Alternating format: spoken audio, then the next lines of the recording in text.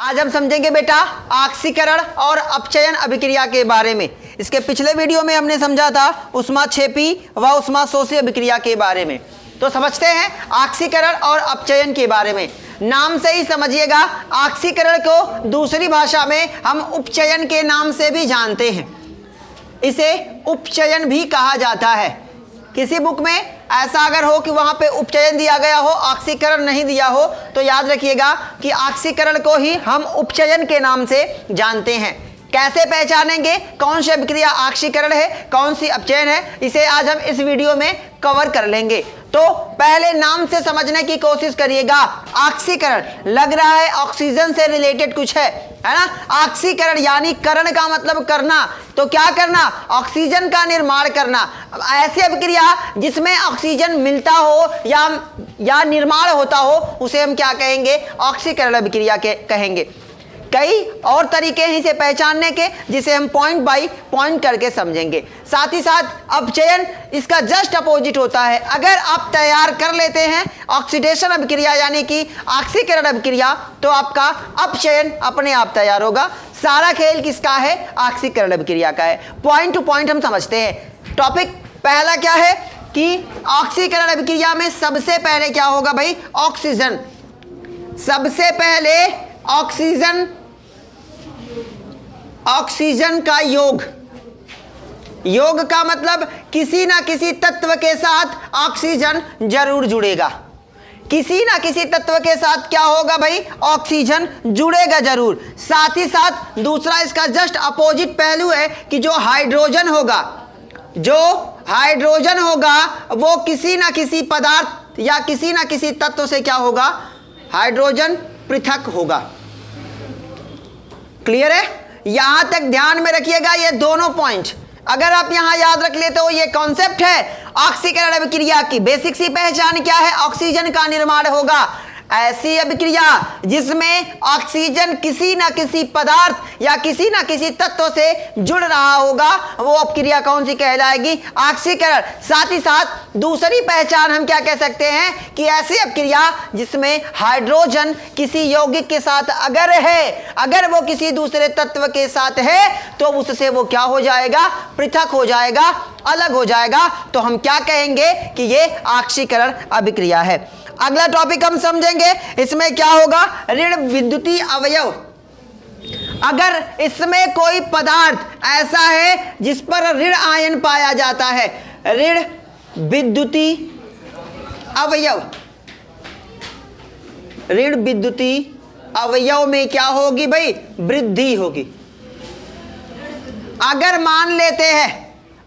मान लेते हैं कि किसी यौगिक में कोई ऐसा पदार्थ है या कोई ऐसा तत्व है जिस पे ऋण आयन पाया जाता है, तो उसमें हम देखेंगे कि अभिक्रिया के बाद जब उत्पाद वाले पक्ष में हम देखेंगे तो हमें देखने को मिलेगा कि उसमें क्या होगी? वृद्धि होगी। जैसे मान लेते हैं अगर अभिक्रिया के बाद यहां क्लोरीन अकेला है, तो अभिक्रिया के बाद वो कितना हो जाएगा? Cl2, यानी कि क्या हो रही है? वृद्धि हो रही है। ये बेसिक सी पहचान है किसकी? ऑक्सीकरण की। तीनों पॉइंट समझ में आए? आगे समझते हैं। हम एक एक उदाहरण से समझेंगे तो हमें क्या हो जाएगा? क्लियर हो जाएगा। या फिर आगे विस्तार से इसे समझेंगे तो वह अभिक्रिया जिसमें हाइड्रोजन पृथक होता है, किसी पदार्थ के धन विद्युतीय अवयव। अब यहां देखिए, अगर ऋण विद्युतीय में क्या होगा? वृद्धि। अगर ऋण विद्युतीय में क्या होगी? वृद्धि। तो सीधी सी बात है धन विद्युतीय में क्या होगा? धन विद्युतीय अवयव में क्या होगा भाई? कमी। समझ रहे कि नहीं समझ रहे? तो ऐसी अभिक्रिया जिसमें क्या होगा? ऑक्सीजन का योग होगा, हाइड्रोजन किसी ना किसी तत्व किसी ना किसी यौगिक में से अलग हो रहा होगा। साथ ही साथ ऋण विद्युतीय जो अवयव होंगे, अगर उसमें कोई ऐसा पदार्थ है, कोई ऐसा तत्व है जिस पर ऋण आयन पाया जाता होगा, उसमें क्या होगी? वृद्धि होगी।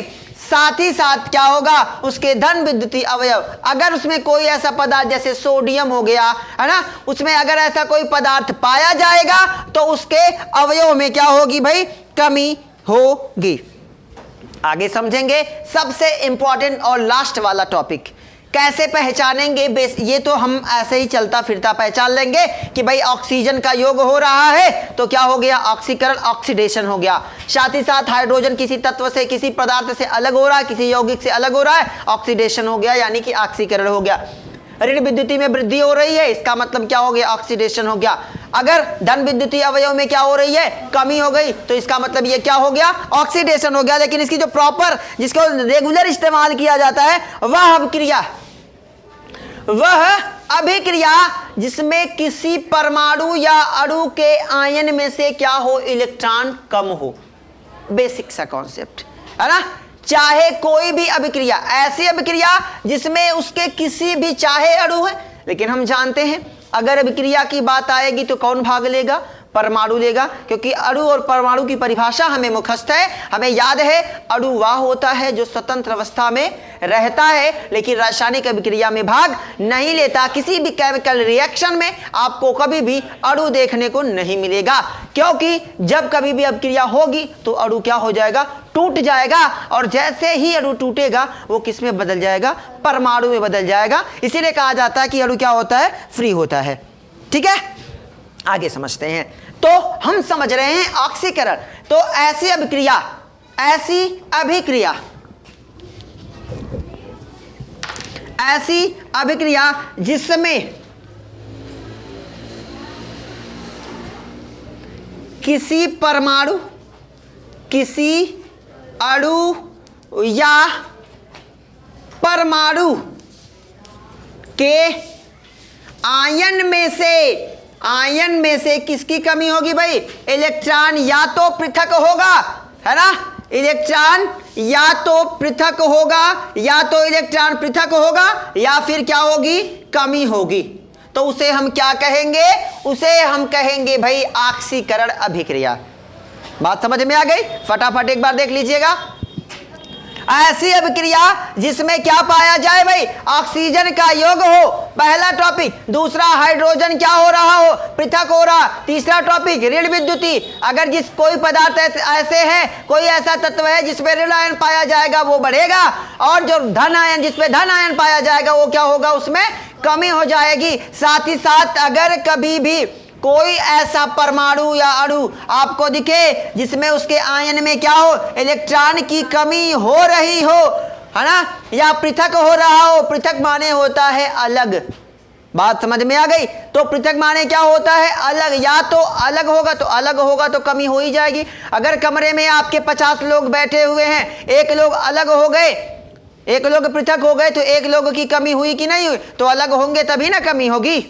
बातें समझ में आ गई? तो ये था आपका ऑक्सीकरण अभिक्रिया। कुछ फार्मूले के माध्यम से हम समझते हैं। एक पहला फार्मूला हम समझ लेते हैं, जैसे सीधा सा है सोडियम। सोडियम की क्या खासियत है? इस पे धन आयन पाया जाता है। तो अब बताओ, जिस पे धन आयन पाया जाएगा, जो धन आयन पाया जाएगा उसमें क्या होगा? धन विद्युती वाले में कमी होगी कि नहीं होगी? और हम जानते हैं सोडियम ऐसे प्रवृत्ति का होता है जो इलेक्ट्रॉन का क्या करता है? त्याग करता है। आपके जहन में एक बात आती होगी कि किसके ऊपर प्लस रहेगा, किसके ऊपर माइनस। तो जो वे तत्व जो इलेक्ट्रॉन का त्याग करते हैं उनके ऊपर प्लस चार्ज होता है, और जो ग्रहण करते हैं उनके ऊपर क्या होता है? माइनस। जैसे सोडियम आपने देखा इस पे प्लस होता है, क्लोरीन आपने देखा होगा उस पे क्या होगा? माइनस, क्योंकि वो क्या करता है? इलेक्ट्रॉन को ग्रहण करता है। तो हम ऑक्सीडेशन समझ रहे हैं, फिलहाल ऑक्सीडेशन पे सारा कॉन्सेंट्रेट होना चाहिए। तो सोडियम की बात करें, है ना, सोडियम क्या काम करता है भाई? ये क्या काम करता है? अपना एक इलेक्ट्रॉन क्या करता है? त्याग देता है।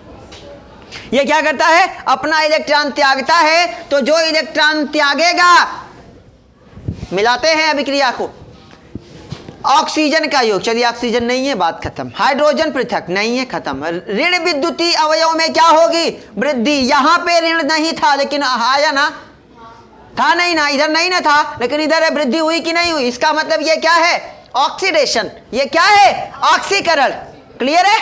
आगे समझे? अब क्या है? धन विद्युती अवयव में कमी। यहां सोडियम था, मान ले यहां सोडियम के पास 11 कार्बन। अगर सोडियम के पास, आप जानते हैं सोडियम का परमाणु क्रमांक कितना होता है? 11। अगर इसके पास 11 इलेक्ट्रॉन है, एक त्याग दिया, तो इसके पास कितना बचा? 10। तो बताओ धन विद्युती अवयव में कमी हुई कि नहीं हुई? हुई ना। आगे समझते हैं अगला टॉपिक, जिसमें किसी अणु या परमाणु के आयन में से, हालांकि आयन शो नहीं किया गया है ना, आगे हम देखेंगे 2-4 समीकरण आप देखोगे, 2-4 समीकरण आप देखेंगे तो आपको ये पॉइंट मिल जाएंगे, जिसमें इलेक्ट्रॉन की क्या होगी, कमी। तो यहां देखो ना, इलेक्ट्रॉन कम हो रहा है कि नहीं हो रहा है, 11 इलेक्ट्रॉन था, 1 कम हो रहा है कि नहीं हो रहा है। तो ये कौन सी अभिक्रिया हो गई, ये हो गई हमारी ऑक्सीडेशन। समझते हैं 1-2 और एग्जाम्पल के बारे में, जैसे Zn प्लस CuSO4। क्लियर है। अभी कल इस पॉइंट को हमने समझा हुआ था, ठीक है। तो क्या हो जाएगा, ZnSO4 प्लस क्या हो जाएगा, Cu। क्लियर है। तो हमने क्या समझा था, अभी बताओ ये ऑक्सीकरण है कि नहीं है कि नहीं है। तो क्या कोई ना कोई, तो कोई ना, देखिए यहाँ ऑक्सीजन है ना। पहली चीज क्या है, ऑक्सीजन का योग, ऑक्सीजन का योग। यहां पे देखिए कापर के साथ ऑक्सीजन जुड़ा, जिंक के साथ ऑक्सीजन जुड़ा, जुड़ा कि नहीं जुड़ा, तो ये क्या हो गया, ऑक्सीडेशन। चलिए अगला टॉपिक समझते हैं। ऋण विद्युती, इसमें कोई ऋण विद्युती है नहीं है, बात ही खत्म। धन विद्युती नहीं। किसी अणु या परमाणु में से आयन क्या हो, इलेक्ट्रॉन की क्या होगी, कमी। यहां देखो इसके पास इतने थे, लेकिन क्या हो गई, यहां कमी हो गई। इसका मतलब ये क्या है, ऑक्सीकरण। बातें क्लियर है। ऑक्सीकरण नोट कीजिए। समझते हैं अपचयन के बारे में। अब समझते हैं बेटा हम अपचयन के बारे में। अगर आपका ऑक्सीकरण तैयार है, इसका जस्ट अपोजिट होता है ऑक्सीकरण का जस्ट अपोजिट होता है अपचयन अभिक्रिया। जैसे उसमें हाइड्रोजन, जैसे उसमें ऑक्सीजन की वृद्धि हो रही थी, इसमें हाइड्रोजन की वृद्धि होगी। उसमें हाइड्रोजन क्या हो रहा था भाई, कम हो रहा था ना, इसमें बढ़ेगा। और इसमें ऑक्सीजन बढ़ रहा था, इसमें क्या होगा, पृथक होगा या फिर घटेगा। इसमें धन विद्युती क्या हो रहा था, कम हो रहा था, इसमें ऋण विद्युती क्या होगा, कम होगा। और धन विद्युती क्या होगा, बढ़ेगा। बस यही चीज है, सेम केवल कॉन्सेप्ट समझिए। इसलिए मैंने आपको कहा ना कि पहला टॉपिक, कभी भी कोई चीज अगर शुरू से पहला, अगर किसी चीज की शुरुआत अच्छी हो जाती है तो उम्मीद है कि उसका अंत बड़ा अच्छा ही होने वाला है। हालांकि बीच बीच में अगर भाई, जैसे जरूरी नहीं होता, देखिए पैसा रखना या पैसा बचाना दो अलग अलग चीजें। अगर आपके पास पैसे हैं तो जरूरी नहीं कि भविष्य में आप अमीर ही रहोगे। मेंटेन करना पैसे को बहुत जरूरी होता है। पैसा आता तो बहुत है आपके पास, आपने करोड़ों रुपए आए होंगे आपके पास, और यूं खत्म, क्योंकि आप मैनेज नहीं कर पाते। ठीक है। तो समझते हैं बेटा अपचयन के बारे में। जैसे हमने समझा ऑक्सीकरण, ठीक उसी प्रकार से है अपचयन। एक एक पॉइंट को बारीकी से समझेंगे, ध्यान से एक एक पॉइंट को नोट डाउन करेंगे। पहला टॉपिक क्या है, इसमें क्या होता है भाई, हाइड्रोजन। इसमें क्या बढ़ जाता है, हाइड्रोजन। हाइड्रोजन का संयोग होता है। उसमें किसका योग हो रहा था, ऑक्सीजन का, तो इसमें किसका होगा, हाइड्रोजन का। टॉपिक एक। दूसरा टॉपिक क्या होगा, अभी आप बताओ। अभी तो आपको याद ही हो गया होगा कि अगर हाइड्रोजन बढ़ रहा था, अगर हाइड्रोजन बढ़ रहा था, उसमें ऑक्सीजन बढ़ रहा था तो हाइड्रोजन कम हो रहा था। यहां बताओ अगर हाइड्रोजन जुड़ रहा है तो ऑक्सीजन क्या होगा, ऑक्सीजन क्या होगा भाई, ऑक्सीजन क्या होगा, पृथक होगा। ऑक्सीजन क्या होगा, पृथक होगा। ठीक है। ऐसी अभिक्रिया जिसमें हाइड्रोजन का संयोग होगा और ऑक्सीजन की क्या होगी भाई, कमी होगी, मतलब ये पृथक होगा। तीसरा टॉपिक क्या होगा, धन विद्युती में क्या होगी, वृद्धि होगी कि कमी होगी, तो बिल्कुल धन विद्युती में क्या होगा भाई, तो धन विद्युती में क्या हो जाएगा आपका, धन विद्युती अवयव में क्या होगा, वृद्धि होगी। धन विद्युती में क्या होगी, वृद्धि होगी। क्लियर है। ध्यान से समझिए, बहुत ज्यादा टफ नहीं होता। टफ तो हम उसे क्रिएट करते हैं, उसे बनाते हैं, है ना। क्या था, ऑक्सीकरण, ऑक्सीजन बढ़ रहा था, हाइड्रोजन कम हो रहा था, धन विद्युती में कमी हो रही थी, ऋण विद्युती में बढ़ोतरी हो रही थी, और क्या हो रहा था, अभिक्रिया में से इलेक्ट्रॉन की क्या हो रही थी, अब किसी परमाणु में से, आयन में से, किसी परमाणु या अणु के आयन में से इलेक्ट्रॉन की कमी होगी, इसमें वही बढ़ जाएगा। बस एक है बेसिक सा। तो धन विद्युती में वृद्धि हो गई, तो अभी आप बताओ ऋण विद्युती में क्या होगा। अब चौथा पॉइंट क्या होगा, तो ऋण विद्युती, ऋण विद्युती अवयव में क्या होगी, अवयव में क्या होगा भाई, कमी होगी। समझ में आ गया। जो आपका पांचवा टॉपिक होता है, जो पांचवा पॉइंट होता है वो पूरी तरीके से विस्तार होता है, सार होता है वही कि आप इस अभिक्रिया में क्या समझने वाले हो, एक्चुअल में ये अभिक्रिया कहना क्या चाहती है। ये जो पॉइंट हम समझ रहे हैं ये बेसिकली उसकी पहचान है, एक बेसिक सी पहचान है, लेकिन जो पांचवा पॉइंट होता है सारा का सारा कॉन्सेंट्रेट बेटा लास्ट टॉपिक पे लगाया करे। जैसे आप वीडियो को लास्ट में ले जाके स्किप करके देखते हैं ना, वहां नहीं करना होता, यहाँ पे थोड़ा सा पांचवा पॉइंट जो है वो ध्यान में रखेंगे। वह अभिक्रिया है ना, हमने क्या पढ़ा था, वह अभिक्रिया जिसमें किसी परमाणु या अणु के आयन में से इलेक्ट्रॉन की क्या हो रही थी, कमी हो रही थी, उसे हम क्या कह रहे थे, उसे कह रहे थे ऑक्सीकरण अभिक्रिया। जबकि इसी अभिक्रिया में क्या होता है, उसी इलेक्ट्रॉन की क्या हो जाती है, वृद्धि। अभिक्रिया में परमाणु या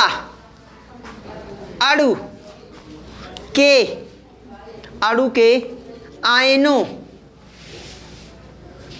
आयनों में इलेक्ट्रॉन की क्या हो जाएगी, इलेक्ट्रॉन की वृद्धि, है ना, इलेक्ट्रॉन की क्या हो जाएगी भाई, वृद्धि हो जाएगी। तो हम इसे क्या कहेंगे, इसे हम कह देंगे, फटाफट अंदाज में हम बता देंगे ये हमारी कौन सी अभिक्रिया है, अपचयन अभिक्रिया है। बातें समझ में आ गई।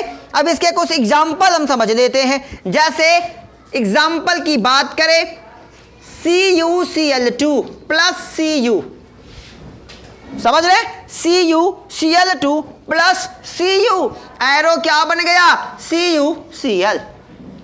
अभी बताओ हमने क्या पढ़ा था कि ऐसी अभिक्रिया जिसमें ऑक्सीजन, यहां हाइड्रोजन का संयोग, तो हमारे एग्जाम्पल में हाइड्रोजन नहीं है तो पहला टॉपिक भूल जाओ, फॉरगेट करो। ऑक्सीजन नहीं है, फॉरगेट करें। धन विद्युती में क्या होगी, वृद्धि, तो कॉपर में क्या हो रही है, वृद्धि। आप इसे संतुलित करोगे तो ये क्या हो जाएगा, है ना। आगे क्या होगा, ऋण विद्युती अवयव में क्या होगी, कमी। यहां देखो क्लोरीन कितना था, यहां देखिए क्या है। अभी अगर ये संतुलित नहीं है तो ये क्या है, कमी हुई कि नहीं हुई। तो आगे बढ़ेंगे तो ऋण विद्युतीय अवयव में कमी हो गई। अभिक्रिया में परमाणु या अणु के आयन में से इलेक्ट्रॉन की क्या होगी, वृद्धि होगी। तो यहां देखो वृद्धि हो रही है कि नहीं, इलेक्ट्रॉन की वृद्धि। यहां देखो कॉपर के पास यहाँ एक था ना, यहाँ एक था, यहाँ कितना हो गया, 2। समझ रहे कि नहीं समझ रहे। अगर घट रहा है तो वो क्या हो जाएगा, अगर घट रहा है तो वो ऑक्सीकरण, अगर इलेक्ट्रॉन बढ़ रहा है तो वो क्या हो जाएगा। आगे समझेंगे, ZnO plus C arrow, ZnO plus C arrow क्या हो जाएगा, Zn प्लस CO।